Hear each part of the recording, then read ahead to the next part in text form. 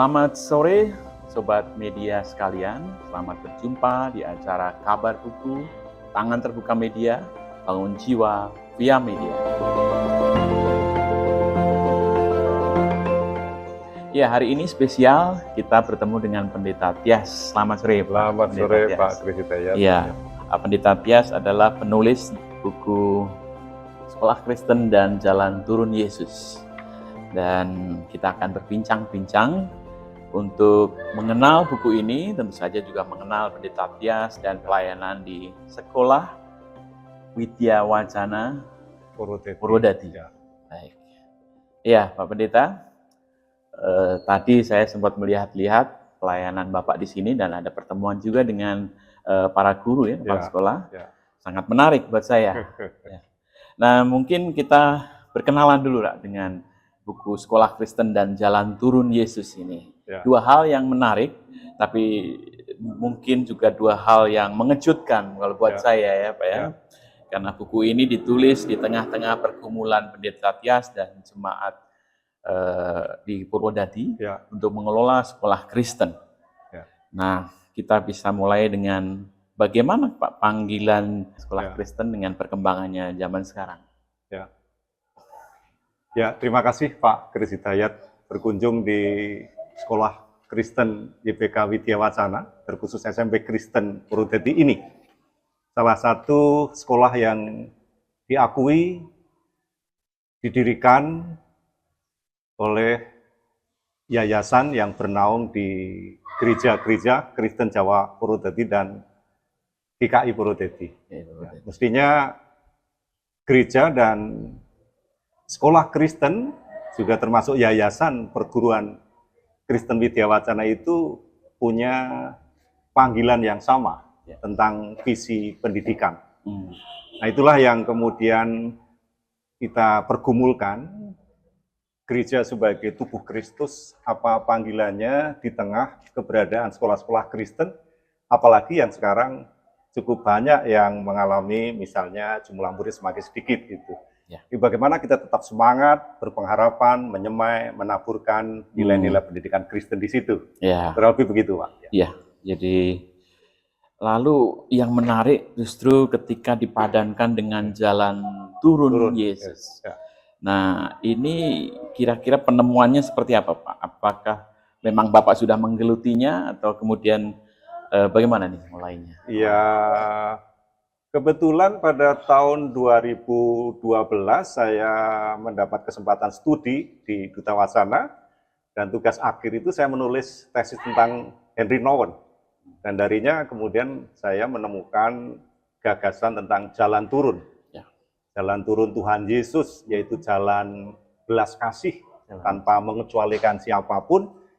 Yang ditawarkan itu adalah kedamaian dan kegembiraan sebagai anak-anak Allah. Bagaimana itu diterapkan, dihidupi di sekolah-sekolah Kristen, entah bagaimanapun keadaannya. Jadi hari ini kita berada benar-benar di tengah-tengah siswa, para siswa. Di belakang kita ini adalah apa Pak ini Pak? Background kemarin ikut karnaval. Ya, memperingati 17 Agustus ya, hari ulang tahun kemerdekaan kita.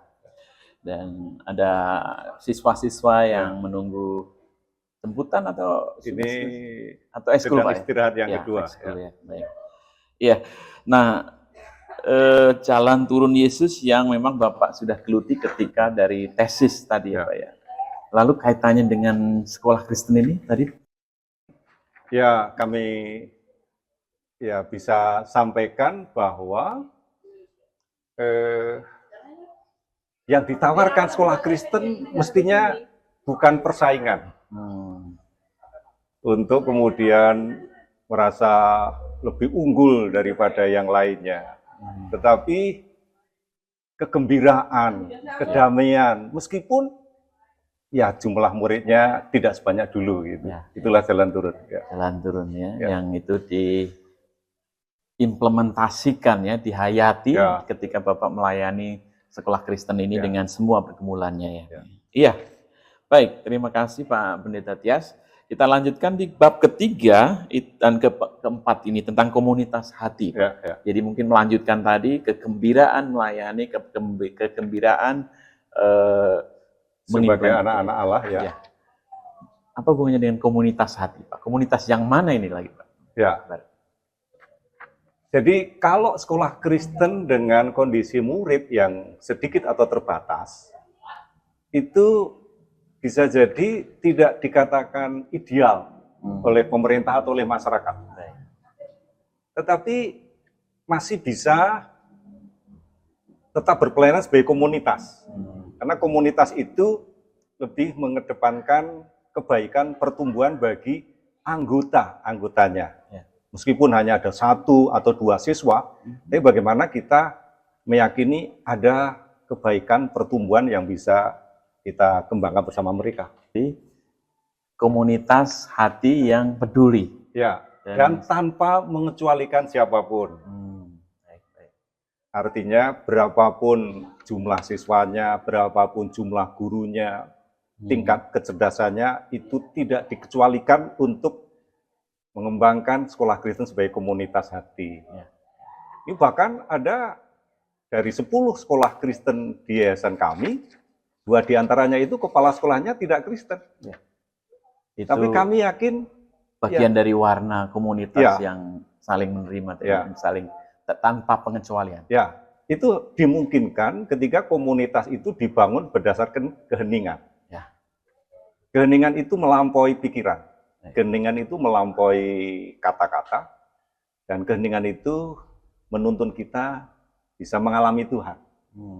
Jadi meskipun beragama berbeda, tapi kalau kemudian bersedia masuk dalam keheningan, kami yakin mereka juga bisa berkontribusi untuk kelangsungan penyelenggaraan sekolah Kristen. Apa yang mungkin Bapak amati sehingga ini bisa diterapkan? Nah itulah kekasan jalan turun. Kalau jalan turun itu belas kasih menjangkau siapapun, kebalikan jalan turun kan jalan naik. Jalan naik itu jalan persaingan, inginnya sukses, inginnya populer, inginnya berhasil, juara, mendapat pengaruh, beroleh kekuasaan.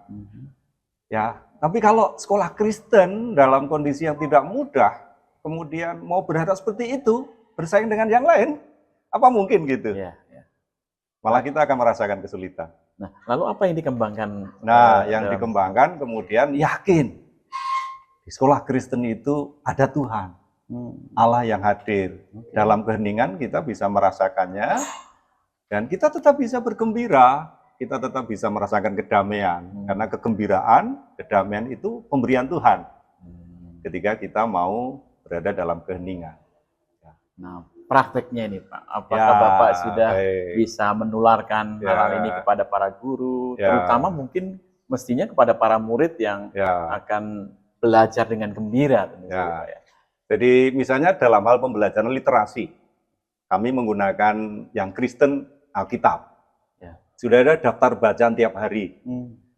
Kemudian bagaimana itu dibaca satu perikop dengan pendekatan keheningan, menemukan satu ayat, satu kata, itu untuk misalnya dirasa-rasakan. Dengan pendekatan doa kontemplatif, sebuah kata suci itu kita ucapkan berulang-ulang, sampai hati kita penuh, hati kita merasa puas, kemudian kita akan bereaksi merasakan panggilan Tuhan. Kemudian itu bisa kita bagikan dengan cara misalnya menulis di WA kepada guru, kepada orang tua, kepada teman siswa, itu bisa saling berbagi dari keheningan seperti itu. Itu kan mengembirakan gitu. Tidak harus mengandalkan pikiran gitu. Dan ini sudah dipraktekkan, Pak? Sudah. Dan kami mendorong guru-guru juga melakukan itu. Bagian dari keheningan ketika kita benar-benar memulai hari mungkin membaca Alkitab, bertemu dengan Tuhan dalam keheningan. Ya, ini tentu modal yang menarik karena kita tadi mulai dengan bagaimana menapaki jalan turun tadi, Pak ya. Saya rasa kita juga bisa melihat itulah kekuatan Tuhan kita, Yesus Kristus. Pagi-pagi benar, dia menyendiri ke tempat yang hening, berdua dengan Tuhan, kemudian akan ketemu dengan banyak orang. Aktivitas pelayanan itu dialirkan karena sudah merasakan penyertaan Tuhan. Iya, sudah mengalami dan meresapi, Mak. Nah, tadi sampai ada doa-doa kontemplatif. Bagaimana ini benar-benar bisa menginspirasi para siswa? Mungkin juga guru, Pak. Ya, doa kontemplatif itu ditolong dengan menggunakan satu kata. Lebih baik diambil dari kata di kitab suci misalnya. Kemudian kita ucapkan berulang-ulang. Bisa sebelum tidur. Ketika sebelum tidur kita mengucapkannya berulang-ulang itu kan seperti kita sedang memasukkannya dari budi pikiran ke dalam hati. Kemudian akan menghiasi batin kita sebelum tidur misalnya.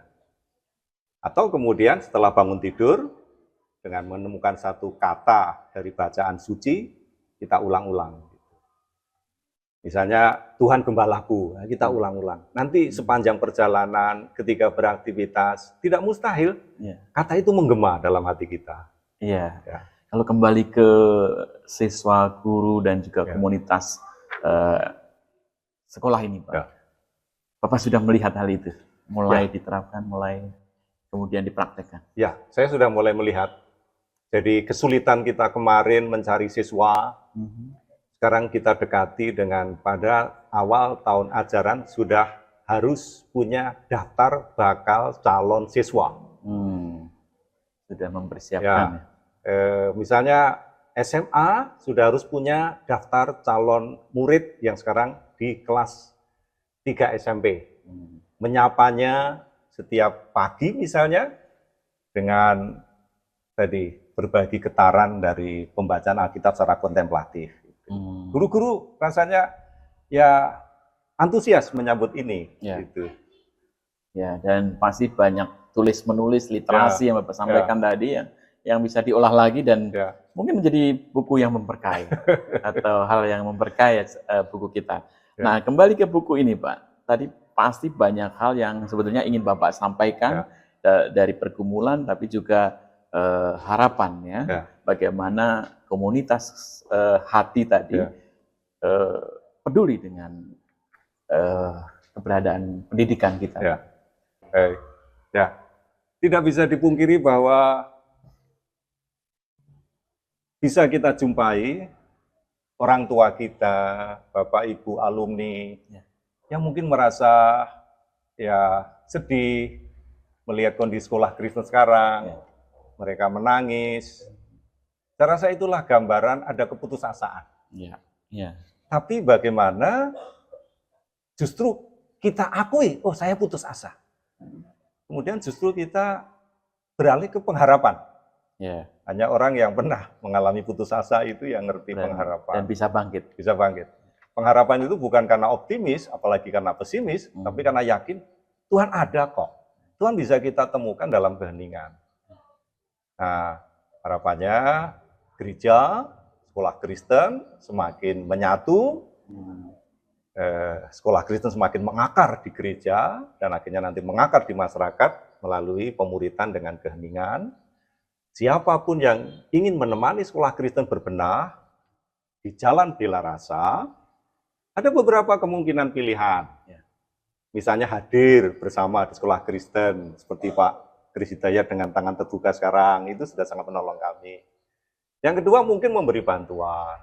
Yang ketiga memang pada saatnya kita perlu memperbaiki sistem. Nah yang di buku kecil ini saya rasa baru pada tahap bagaimana hadir bersama dan menolong sedapat kita. Kami berharap kemudian nanti akan bisa berbenah strukturnya diperbaiki dan sebagainya.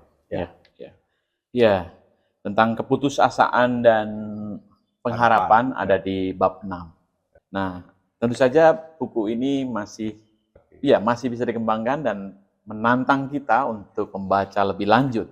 Nah, ada pesan-pesan lain barangkali tentang literasi, tentang pendidikan yang ingin Bapak sampaikan? Ya, kita juga akui literasi pembacaan buku-buku di kalangan pelajar Indonesia itu kan termasuk masih rendah gitu ya. Jadi dengan ajaan dari Tangan Terbuka Media ini, tulisan sederhana itu kalau rutin dilakukan tidak mustahil nanti jadi buku, kemudian bisa dibagikan kepada yang lainnya. Nah, ini kita bisa mulai dengan model pemuritan berbagi getaran melalui menuliskannya di WA, membagikannya kepada rekan-rekan tadi. Ya. Maksud getaran itu seperti apa, Pak? Ya, getaran itu respon kita ketika hati rasanya penuh atau puas dengan sesuatu yang membuat kita tenang, membuat kita bisa menikmati, mengalami pada saat ini, gitu ya. Respon dan resonansi, berarti, Pak, ya. Kemudian kita merasa apa? Seperti orang sedang mengunyah makanan dengan fokus, pelan-pelan dirasa-rasakan, itu kan pasti ada reaksi, ada respon yang dia bisa ceritakan. Ya. Menarik. Jadi demikian juga membaca Alkitab, ya tidak harus mengandalkan pikiran. Seringkali kalau kita mengandalkan pikiran justru merasa bingung, tidak tahu artinya. Tapi Tuhan bisa menggunakan tulisan itu untuk kita rasakan kehadirannya dengan cara tadi, keheningan dan membaca berulang-ulang sampai kita merasa tersentuh, tergetar. Itu getaran. Ya. Baik, terima kasih Pak Pendeta Tias, dan tentu saja kita akan masih mengulas kembali buku Sekolah Kristen dan Jalan Turun Yesus, karena banyak hal yang tentu saja bisa kita bagikan, dan pengalaman yang Pak Pendeta Tias tulis melalui website ya, yang kemudian menjadi buku, ini menjadi pengalaman yang memperkaya. Ya. Tentu saja kita menolong sekolah-sekolah Kristen yang juga menjadi bagian dari komunitas gereja dengan ya apa yang kita bisa, Pak ya. Ini menarik sekali. Dan bila Sobat Media ingin mendapatkan buku ini dan tentu saja ingin lebih banyak tahu pergumulan sekolah Kristen dan ingin juga berbagi, bisa menghubungi Tangan Terbuka Media. Dan kita akan terus menggumulinya ini dan menjadi kegembiraan yang kita bagikan bersama-sama.